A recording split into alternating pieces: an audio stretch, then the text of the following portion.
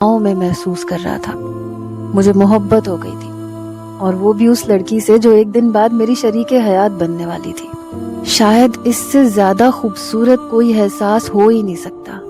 اس رات میں نے جب اسے فون ملایا تو کہنے لگی کہ اگر آپ مال آئے تھے تو مجھ سے ملے کیوں نہیں. وہ اتنی خوبصورت آواز میں شکوہ کر رہی تھی کہ میرے دل کی دھڑکنیں تیز ہو گئیں. میں نے دھیرے سے کہا کہ آنے والی رات میری اور آپ کی ملن کی رات ہے. میں چاہتا ہوں کہ ہم دونوں جب ایک دوسرے کے سامنے ہوں تو پھر کوئی پردہ باقی نہ رہے. میری بات پہ وہ کچھ لمحوں کے لیے خاموش ہو گئی. پھر کہنے لگی گھر میں بہت مہمان ہیں، ابھی میں فون رکھتی ہوں. اور اس نے فون بند کر دیا. میں کتنی ہی دیر فون کو دیکھتا رہا. اسی کے خیالوں میں مجھے نیند آ گئی.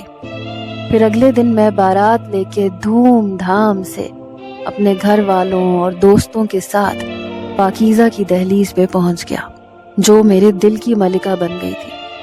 میں گھوڑے پہ بیٹھا تھا، میرے دوست خوب ناچ گا رہے تھے. میری اماں بہنیں بھی بہت خوش تھیں. میں گھر کا بڑا بیٹا تھا. سب سے پہلے میری ہی شادی ہو رہی تھی، یعنی یہ ہمارے گھر کی پہلی شادی تھی.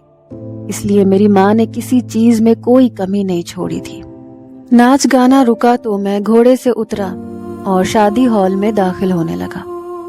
لیکن دروازے پہ ہی میرے قدم زنجیر ہو گئے. میں آنکھیں پھاڑے اس حسینہ کو دیکھ رہا تھا جسے میری دلہن بنے اس اسٹیج پہ ہونا چاہیے تھا. لیکن وہ ہاتھوں میں پھولوں کے تھال لیے ریسپشن پہ کھڑی تھی. میری ماں نے میرے رکے ہوئے قدم دیکھے تو کہنے لگی کیا ہوا ندیم، رک کیوں گئے ہو، اندر چلو. میں نے ماں کی شکل حیرت سے دیکھی اور کہا کہ آپ نے تو کہا تھا کہ یہ دقیانوسی لوگ ہیں.